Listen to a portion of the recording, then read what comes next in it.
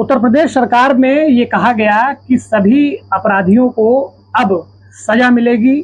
जो भी गुंडा मवाली हैं वो प्रदेश छोड़ करके भाग जाएं। जितने भी अपराध हैं लगभग खत्म कर दिए गए हैं और अब गुंडे शरण मांग रहे हैं, चोर माफिया शरण मांग रहे हैं। लेकिन इस वक्त मैं मौजूद हूं उत्तर प्रदेश के प्रयागराज जिले में और थाना नवाबगंज लगता है। अब आपको ये पूरी घटना मैं बताऊं इससे पहले मैं एक बात कहना चाहता हूं कि अगर शासन प्रशासन ये चाह ले तो मंदिर से जो चप्पल भी होता है वो चोरी नहीं हो सकता। अगर प्रशासन ये चाह ले तो चोर माफिया थर थर कांपेंगे और ऐसा योगी जी ने कहा भी है। लेकिन ये जो घटना है इस पर मैं आपको चर्चा कर रहा हूं कि यहाँ पर इस पीड़ित ब्राह्मण परिवार में लगभग 70 लाख रुपए की चोरी हुई है, जिसका विवरण अपराध संख्या थाना नवाबगंज में 26 तारीख को दर्ज किया गया है। और 26 तारीख से लेकर अब तक 1 महीने का वक्त बीत चुका है, लेकिन अभी तक इस संबंधित मामले में न कोई सुनवाई हो रही है, न ही कोई खुलासा हो रहा है। और चर्चा तो इस तरीके की चल रही है जो आपको मैं अब नहीं बता सकता हूं। क्योंकि हम पीड़ित परिवार के पास हैं, हम उनसे बात करेंगे और जानने का प्रयास करेंगे कि आखिरकार ये पूरा मामला क्या है और इस मामले में अभी तक क्या हुआ है। जी, आपका क्या नाम है और आप हमें इस पूरी घटना के बारे में माताजी बताइए। लीला तिवारी जी, हम 24 तारीख को बागेश्वर धाम गए जी देखें, बोलिए। और 25 तारीख को बागेश्वर धाम से 11 बजे रात लौटे यहाँ।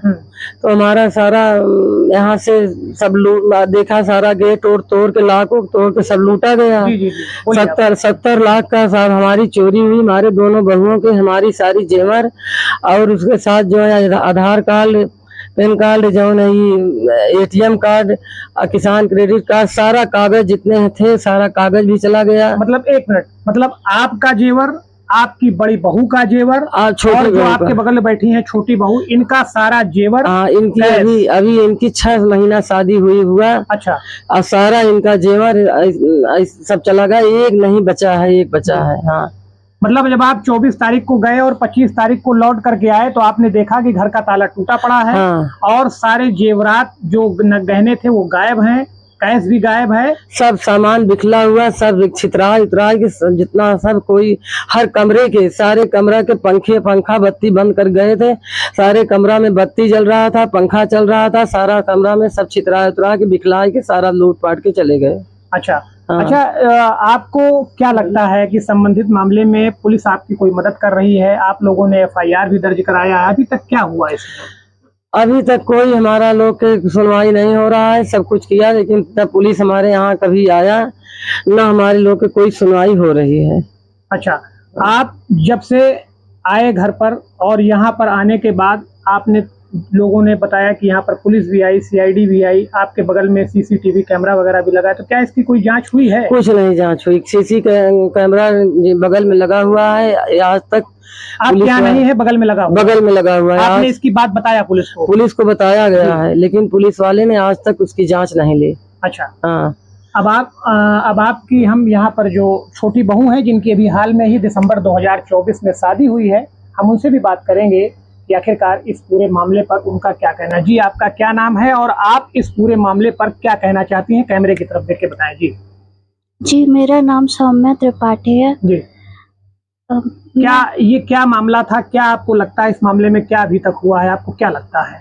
जी, चोरी की घटना के बारे में। तो पुलिस हम लोग का कुछ भी नहीं कर रही है। जी।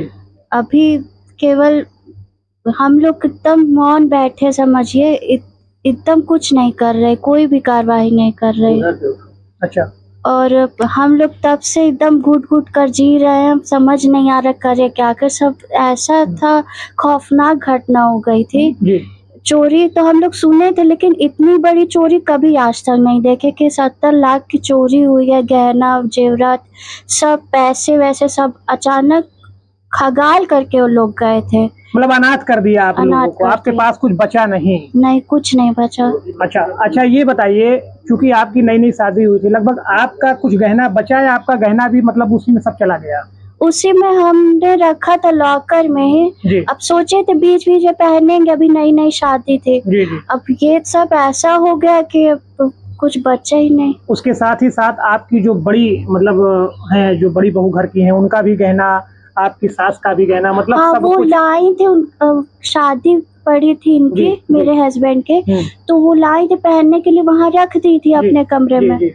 तो उनका भी साथ में चला गया है। मतलब पूरे परिवार का जितना भी जेवरात था, जेवरात सब कुछ चोरी हो गया। सब कुछ चोरी। इस पूरे मामले पर उनकी लड़की का गुल्लक तक उठा के लेके मतलब गुल्लक से पैसे तक भी उठा ले गए चोर। हाँ, ठीक पैसे है। तक। तो इस पूरे मामले पर अभी तक पुलिस का आपको रोल क्या लगा है? योगी राज में आपको क्या लगता है, न्याय मिल रहा है?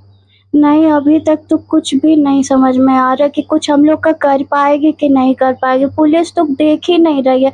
जब से ये घटना घटित हुई है तब से पुलिस ना आई है ना देख रही है, बल्कि जिसका चौकीदार का हार्ट अटैक हुआ था पुलिस कस्टडी, उसको न्याय मिल गया, हम लोग को कुछ नहीं हो पा रहा। मतलब कि जिस चौकीदार को आप रखा करके गए थे, पुलिस कस्टडी में पूछताछ के दौरान उसकी मौत हो गई। उसकी मौत और ये तमाम संबंधित अधिकारों में लिखा था, जिसमें पुलिस ने हार्ट अटैक की बात कही है, उसकी मौत हो गई। ये एक मामला था। उसके बाद से पुलिस एकदम शून्य पड़ गई है। अच्छा, कुछ भी नहीं, जांच भी नहीं कर रही कि क्या है। और यहाँ तक कि हम लोग का फिंगरप्रिंट उसमें हम देखे हैं, वार्डरोब में था, और वो भी शायद लेके गए, ये पता नहीं क्या कर रही है, कुछ समझ में नहीं आ रहा। आप हमारे माध्यम से, न्यूज के माध्यम से आप क्या कहना चाहेंगे? कहना तो ये चाहेंगे कि अभी तक सरकार हम लोग का कुछ देख नहीं रही है, ये ब्राह्मणों की सुनवाई नहीं कर रही है। अच्छा। और अब पता नहीं हम लोग को न्याय मिल पाएगा कि नहीं, क्योंकि आपके सब गहने जेवरात सब कुछ चले गए, जीवन भर की सारी कमाई सब चले गए। कुछ भी नहीं बचा है। कुछ भी नहीं बचा है। जिस प्रकार से आपकी छोटी बहू, माताजी और इस घर के मुखिया श्री उदित नारायण तिवारी जी ने बताया कि अब संबंधित मामले में 70 लाख की चोरी बता रहे हैं। इस पूरे मामले में अभी तक पुलिस का जो रोल अदा होना था वो नहीं हो पा रहा है, न्याय मिलता नजर नहीं आ रहा है। क्योंकि इस मामले पर जिस चौकीदार को आपने चौकीदारी के लिए घर पे रखा था, उसकी पूछताछ के दौरान पुलिस कस्टडी में मौत हो गई। लेकिन उस संबंधित परिवार को पुलिस ने जिस भी तरीके से समझौता करके या जैसे भी उस मामले को शांत किया, लेकिन जिस पीड़ित परिवार की इतनी बड़ी चोरी हो गई है, उस मामले में पुलिस अभी तक क्या कर रही है? प्रयागराज के पुलिस कमिश्नर क्या कर रहे हैं, डीसीपी गंगापार क्या कर रहे हैं, और थाना नवाबगंज इस संबंधित मामले में क्या कर रहा है? क्या पीड़ित को न्याय नहीं मिलेगा? क्या पीड़ित का परिवार दर दर भटकता रहेगा? और न्याय की आस में आखिरकार कब तक ये पीड़ित ब्राह्मण परिवार, प्रयागराज का ये ब्राह्मण परिवार आखिर कहां तक भटकेगा? जिस बहू की अभी हाल ही में शादी हुई हो, उसका पूरा जेवरात चोरी हो गया हो, बड़ी बहू के गहने पूरे गायब हो गए हो, जिस माँ की पूरे गहने जीवन भर का जेवरात सब चला गया हो, अब वो न्याय की आस में कहां पर जाएगा, किसके पास जाएगा और अपनी गुहार कहां पर लगाएगा? ये अपने आप में दर्शकों बहुत बड़ा सवाल है। और इस पूरे संबंधित मामले में प्रशासन आखिरकार चुप्पी क्यों साधे है, पुलिस कार्रवाई क्यों नहीं कर रहा है? ये मेरा सीधा यहाँ से कहना है। क्योंकि आप लोगों ने मुझे इस बात की जानकारी दी, हम आपके घर पर आए, बड़ी चोरी है, बड़ी घटना है, और इस मामले में अभी तक खुलासा क्यों नहीं हो पा रहा है, ये अपने आप में बड़ा सवाल है। इस पूरी चोरी की घटना के प्रकरण में अब हम बात करेंगे इस परिवार के मुखिया श्री उदित नारायण तिवारी जी से कि आखिरकार 26 तारीख को अपराध संख्या थाना नवाबगंज में दर्ज हो गई, और तब से लेकर अब तक 70 लाख के मामले में आपका क्या कहना है, और इस पूरे घटनाक्रम पर अभी तक क्या कार्रवाई हुई है, इस पर हम बात करेंगे। जी, आप इस पूरी घटना को लेकर क्या कहना चाहते हैं? आपके साथ अभी तक क्या हुआ है? जी, 24/5 को ये घटना घटी जी। 25 को पुलिस वाले इतना एक्शन में थे कि बस पंडित जी चाहे इंस्पेक्टर साहब हों, चाहे एसपी साहब हों, उन्होंने कहा कि पंडित 3 दिन में आपको खुलासा देंगे। जी। उसके बाद आज तक न एसपी साहब, न इंस्पेक्टर साहब, न वकील साहब, कोई हमारे दरवाजे पे नहीं आया। अच्छा। मैं 10 दिन टहलते उनके बाद दौड़ते पुलिस कमिश्नर से मुलाकात हुई। उन्होंने कहा हमारी कोई बात नहीं सुना, आपने चौकीदार मार डाला जी। हमारे जो कहा सर एकदम गलत है। उन्होंने कहा मुझसे बात मत कीजिए, चल गए यहाँ से, भगा दिए। डीसी पुलिस महोदय के पास गए, उन्होंने कहा आप क्या चाहते हैं? हमने कहा सर हमें हमारा सामान चाहिए, खुलासा चाहिए। कहें कैसे हो सकता है? मतलब आपसे खुद ये पूछा कि खुलासा कैसे हो सकता है? अच्छा, डीसीपी गंगा पार ने? हाँ, तो उन्होंने कहा ये तो असंभव है। तो सीपी स्वाओं के पास गए हम, उन्होंने कहा भाई देखिए आप पहले जान हम बदल दें और हमसे न्याय की गुहार मत कीजिए, हम आप जांच जहाँ करिए हम बदलवा दें।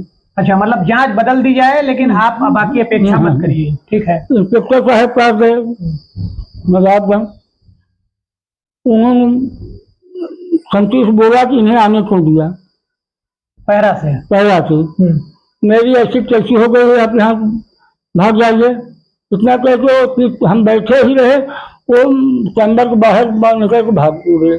अच्छा, मतलब आपसे मुलाकात नहीं किया संबंधित मामले में? चौकी इंचार्ज महोदय से मिले, उन्होंने कहा चाहे जहाँ प्रधानमंत्री मुख्यमंत्री पास जाइए, आएगा मेरे पास ही, करना हमको है, करेंगे अपने मन का, आपको भी कर लीजिए, हमें इसका कोई गम नहीं है। हम दर दर ठोकर खा रहे हैं, हम गरीब ब्राह्मण, आज 1 महीना समय बीत रहा है, कोई न्याय हमें नहीं मिल रहा है।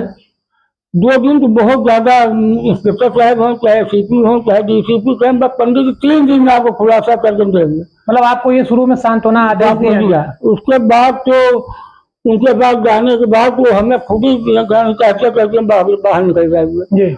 मैं क्या करूं? योगी सरकार में ब्राह्मणों का बड़ा पतन है, हम ब्राह्मणों कोई सुनने वाला नहीं है। लगभग कितने की चोरी हो गई? ये 70-75 लाख की चोरी हुई है। हमारे सारे कागजात में क्या क्या? किसान बही है, आधार कार्ड है, बैंक का पासबुक है, पैन कार्ड है, सारे उठा ले। आपको क्या लगता है कि ये रंजिशन किया गया है या कोई मतलब क्या समाज में क्या लग रहा है कि हमसे किसी से कुटुंब में नहीं रंजिशन में किया गया है? अच्छा, प्रशासन के पास आप जा रहे हैं, अभी तक कोई खुलासा नहीं है। प्रशासन में हमें अपने पास खड़े हुए हैं, उन्होंने देखा बहुत दूर है हमारे पास। तो 2 दिन के बाद घटना के बाद आज तक पुलिस हमारे पास आई ही नहीं। एक दिन खबर दिया कि पूरे परिवार का हत्या हो जाएगा, आप लोग घर से बाहर मत निकलिएगा। ये किसने कहा? चौकी इंचार्ज में हो गए। अच्छा, मतलब आपको शुरू में नजरबंद कर दिया गया और उसके बाद अब इस तरीके की बातें की जा रही हैं। मैं देर ठोकर खा रहा हूँ। योगी सरकार में ब्राह्मणों का कोई न्याय नहीं मिलने वाला है। अब हमारे पास कुछ नहीं टूट रहा है कि हम बच्चों को किस तरह जिलाएं। अब ये तो सोचते हैं कि आप हत्या करें। नहीं, ऐसी बात नहीं है। देखिए, ऐसा नहीं, न्याय मिलेगा आपको, देर लगता है लेकिन न्याय मिलेगा। आप ऐसा नहीं उम्मीद करिए, आपको न्याय मिलेगा। बहरहाल अब बात करना, चूंकि देखिए बातें करते करते आंखें नम हो गई तिवारी जी की।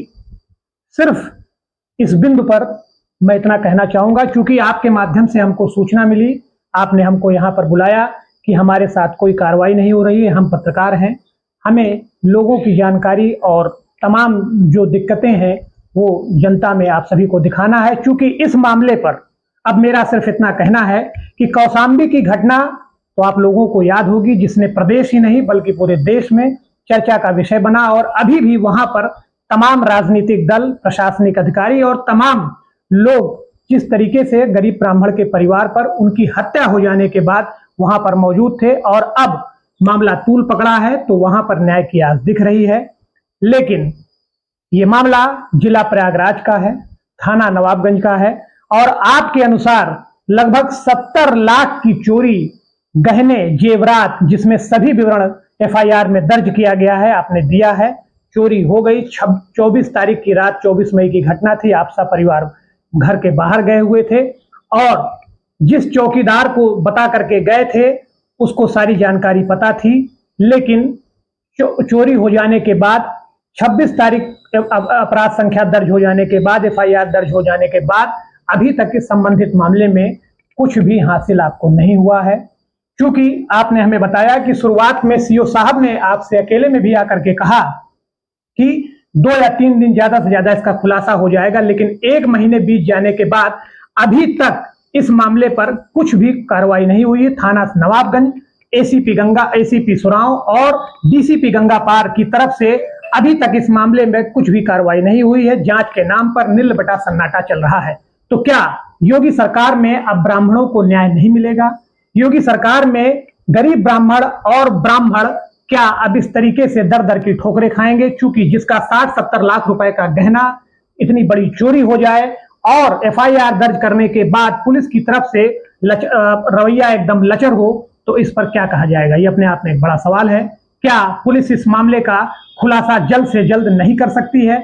या अगर इस मामले पर संबंधित परिवार को, पीड़ित परिवार को आकर के सांत्वना भी दें कि यहाँ पर कि हम इस कार्रवाई पर लगे हुए हैं, तब भी आपको कम से कम कुछ ढांढस बना रहेगा।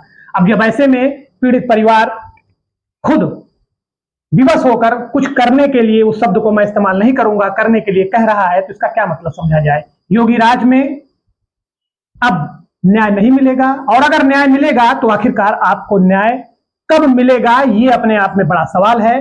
प्रशासन, पुलिस क्या कर रही है इस मामले पर? इसकी जल्द से जल्द सुनवाई हो, जल्द से जल्द इसका खुलासा हो और पीड़ित परिवार को न्याय मिले। सिर्फ इतना ही अब यहां से कहना चाहूंगा। प्रयागराज से निगाहें इंडिया न्यूज के लिए नितिन द्विवेदी, नमस्कार।